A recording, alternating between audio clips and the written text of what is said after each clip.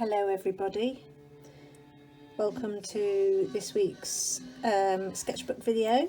So we're going to look at colour theory this week. So for this you can work in any medium you like, so you could do this in watercolours, acrylics, you could even do it in pastels if you want to. So think about which medium it will benefit you most in, if you see what I mean. We're going to have a go at looking at colour theory, well, colour mixing actually, and we're going to concentrate on greens, because the greens that you get ready made in the tube can be pretty nasty, so it's really good to be able to mix your own. So what you're going to do is you're going to mix all your yellows and your blues together to work out which combinations create olive green or really sort of viridian colours and sort of pastel shades and all that sort of thing. So it's quite a useful thing to do, especially if you're interested in landscape and things like that, such as myself. And what we can do is, after we've done this, next week I can set you to actually put what you have learnt into practice. Okay, so there's several ways you can do this. I have started on this one. I've drawn a grid out. I've left space on the left and the right for writing what colour it is I'm actually using.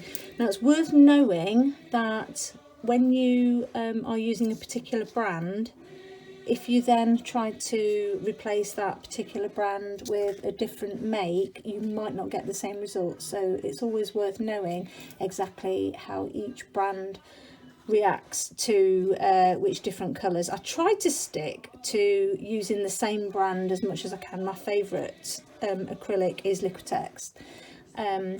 The heavy body ones, that's these ones, because they're really nice and thick. It's a little bit like painting with butter, and I guess because I'm quite used to painting with oil paint, it's probably the one I consider to be closest in consistency to working with oil paint, so that's probably why I use that. But obviously you can use whichever ones you've got. Okay, so draw your grids. I have gone for 5 different boxes across, so you can start off with your pure colour on the left, your pure colour on the right, and then you end up with your secondary colour in the middle, and your sort of light green and your your blue yellow and your yellow blue either side of that on this first line. So but you could do more if you wanted. You could have a go at mixing the colours in between. I'm only working on A5 book, so that sort of rather limits the amount of boxes that I can actually put on my page. You don't have to do it like this. There are other ways. You could just do it in a splodge. I shall demonstrate that in a minute, but I want to work on this page first. So one thing, I've lost my brush. What have I done with my nice brush? There it is.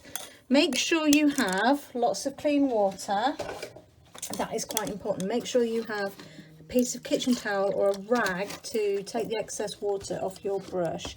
And I'm going to do this with a flat. Flats are my favourite brushes because you can obviously block in an area quite quick with the wide edge, but then if you need to sort of go into a corner, such like, you can use it like this to get a really accurate point. So you can actually make the marks you would with a much finer brush as well as a wider brush. So that is what I'll be using, but feel free to use whatever you like.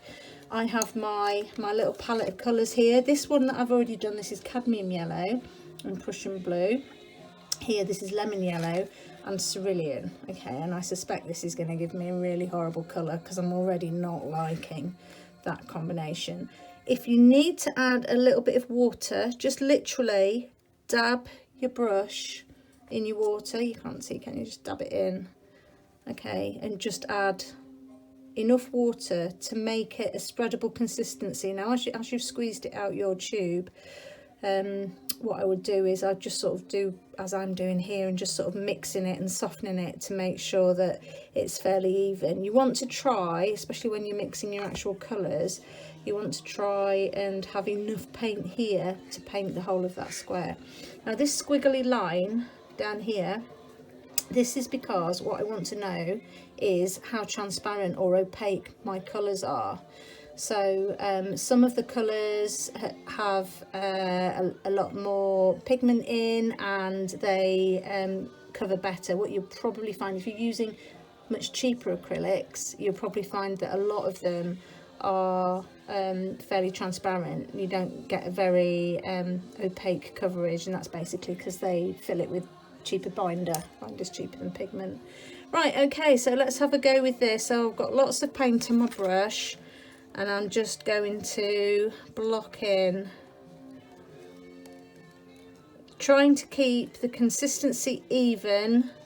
That's good because I've managed to get enough on my brush to do the whole thing in one go. So as you can see already, this yellow, lemon yellow, is way more transparent than this. This is the cadmium yellow, that's supposed to be opaque, and it's sort of covered it, but this is obviously showing through much more.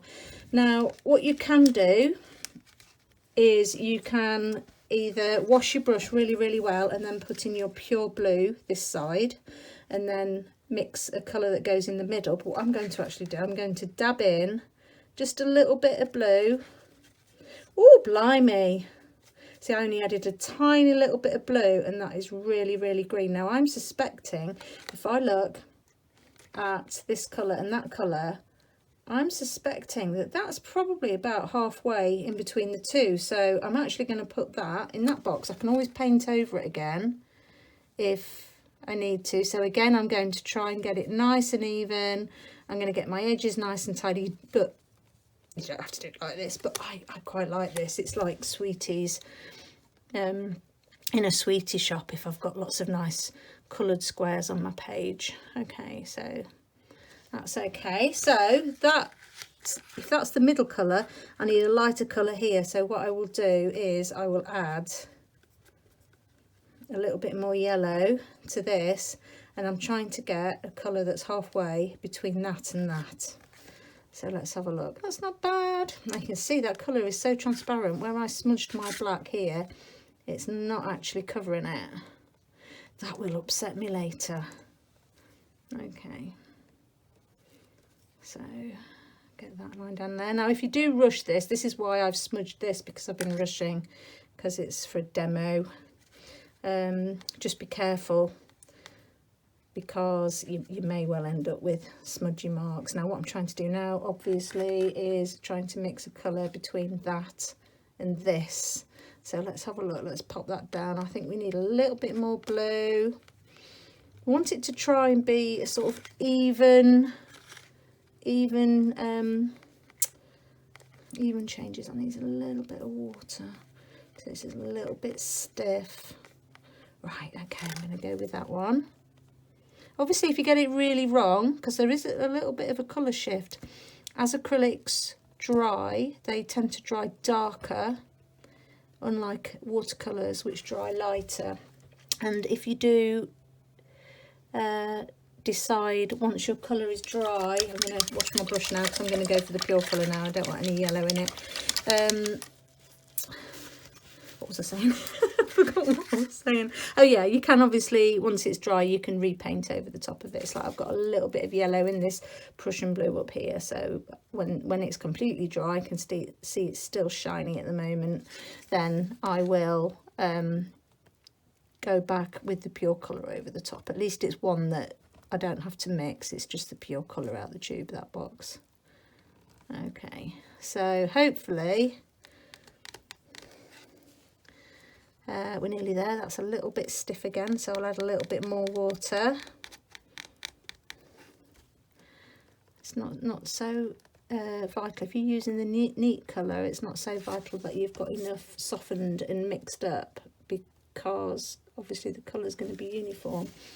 Whereas if it is one of your mixed colours, you do want to try and make sure you've got enough to fill in that whole square. Okay, so that is actually a little bit too much of a little bit too much of a jump. So once that's dry, what I shall do, I shall try and make that a little bit better. Okay, so these two next boxes, what I want to know is what sort of tones shades I get adding black and white. It's worth bearing in mind that if you were to add ivory black and if you were to add Mars black, you would get very different results. So if you did have both in your collection of paints, it might be worth having a look, because ivory black is bluer and Mars black is warmer, so it will affect the sort of greys that you get with that. Right, okay, so let's have a clean brush. I should do my white first, and what I'm going to do, I'm going to put on white on this side, and I'm going to go quite a way over. I seem to have some lumps in that. Is it on the brush?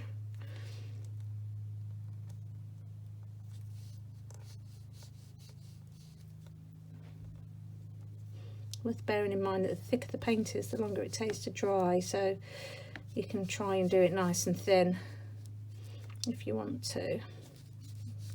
Doesn't seem to be laying on very smoothly, but I'm not going to worry too much about it. Right, okay, so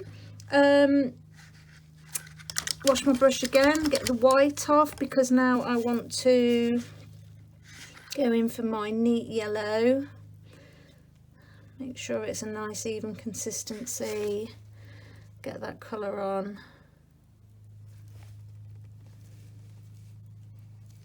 Over to here, and then what I need to do is I need to try and blend the two, so I will add a little bit of white to my yellow and I'll keep going,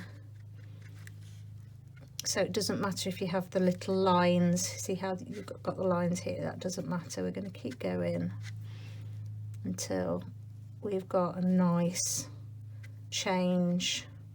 Might have to wash my brush, I think there's too much yellow on it. My water's gone green. Nearly there, but I just want to get this last bit in. A bit more water because it's stiff again. Okay, take a see. We've got a nice, obviously working with your yellow, making your yellow into a tint, it's not going to be as obvious because it's such a light colour in comparison to white, as if you were doing this with blue or red. It would be more obvious what you were actually achieving. Right, so on this side I'm going to start off with my pure yellow again, take it to about there, and then my ivory black, as this is.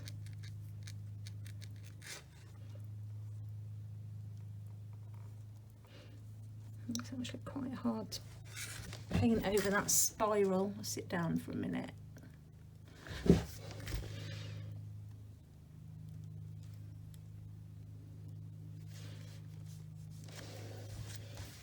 Right, so now whenever you're mixing colours, whenever you're mixing light colours, always put your dark colour into your lighter colour. Don't try doing it the other way around, because you'll end up using so much more paint.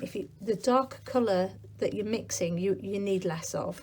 Okay, so I'm just using absolute tiny little bit of black here for this bit, and we're just gradually going to move along. See how I just added the tiniest amount, and that's really made quite a lot of difference to the colour. And it's going green, and that's because of the blue that's in the paint. Okay, which is interesting, isn't it? It's worth knowing.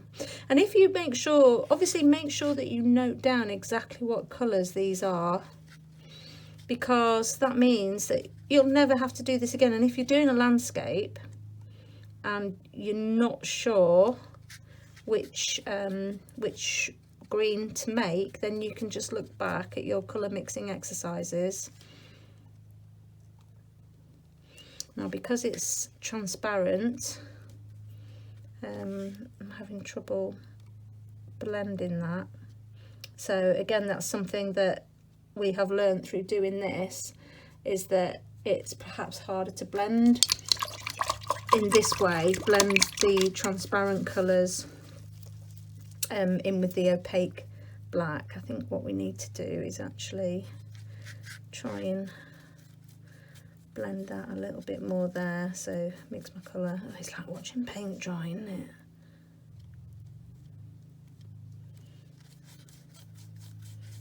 Right, okay. Ooh, too dark. Okay, you get the idea anyway. If working in these neat boxes really doesn't appeal, then what you can do is you can just do it more roughly on a piece of in a page in your sketchbook.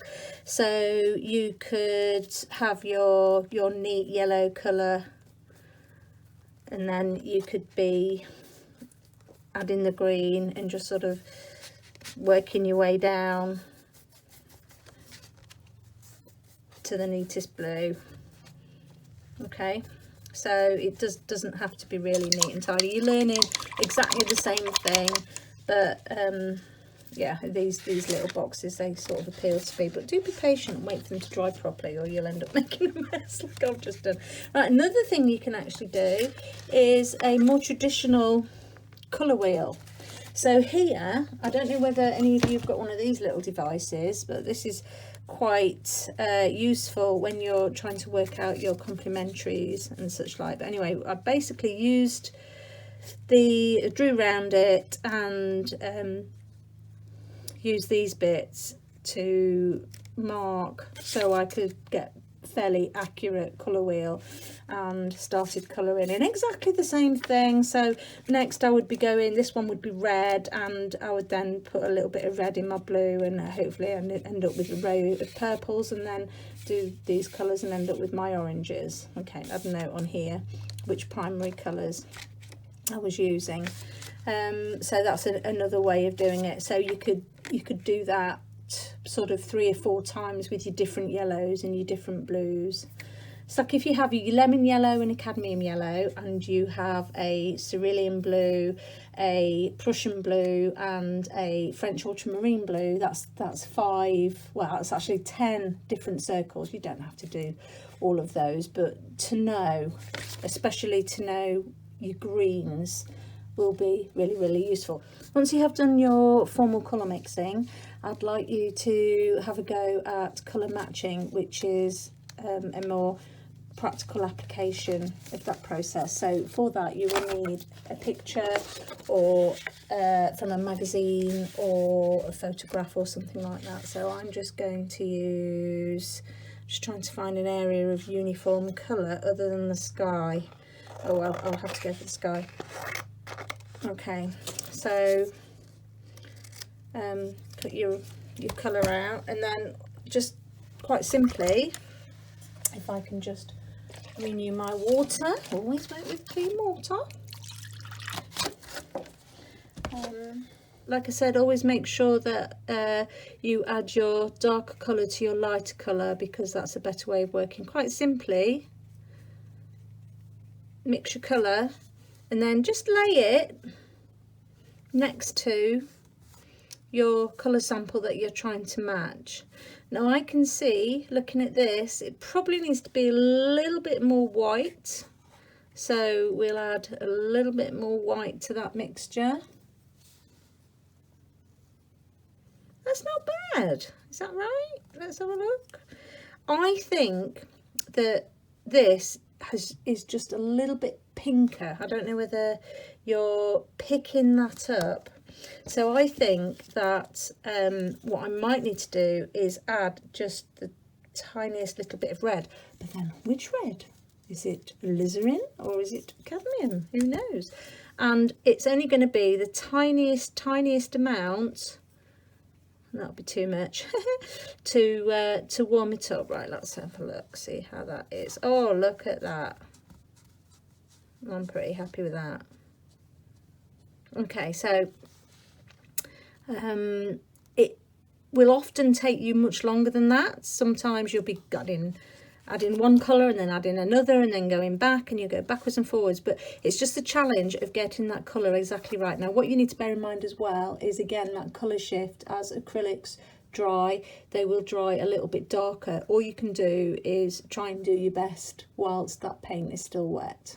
Okay, if you're doing it in watercolours, they will dry lighter. So again, all you can do is try and achieve the right colour once it's still wet. And I'd perhaps do about 3 of those and make each one a different colour. So you're challenging yourself. Make sure it is a uniform colour, the block, otherwise you're just making it really difficult for yourself, and that can obviously be in your sketchbook. You might want to know what colours you've used, but it's not particularly relevant in this instance, because it's more of a sort of visual recognition and sort of working out what you need to add. Best thing to do all the time is just look at that difference and think, is it warmer, is it cooler, is it pinker, is it purplier, and then sort of follow that route. Okay, right, I think I've waffled for long enough. I hope that this is okay. Some people really hate doing anything to do with colour mixing and colour theory. I actually really enjoy doing it. I find it very therapeutic, and it's also really useful because it reminds you which colour to grab for when you're trying to mix a particular colour, which is obviously really useful if it's ingrained in the back of your brain. So, because like I said, greens out the tube can be really nasty, so it's really good to know your palette. It really helps. Right, have fun, and I look forward to seeing your beautiful colour exercises. Take care.